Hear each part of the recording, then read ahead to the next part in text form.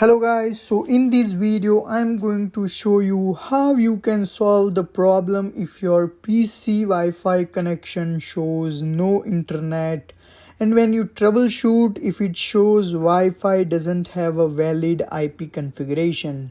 So don't worry, I'm gonna show you how you can solve that problem. So first you have to go to the PC search bar and type cmd. It will show you the command prompt. What you can do, you can right click and select run as administrator.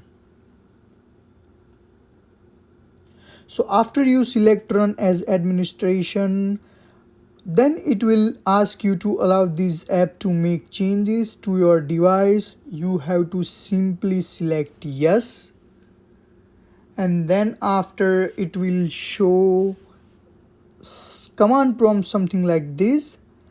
And make sure here it is not your username, it must be Windows systems. That is very important part. So make sure it is Windows system instead of your username.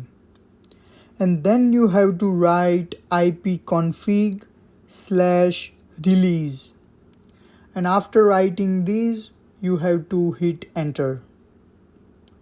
So once you hit enter, you have to wait for 5 to 10 seconds until it processes, and then you have to write ipconfig /renew, and then again you have to press enter, and then you have to wait until it processes, and afterwards you can check your Wi-Fi connection and it should work.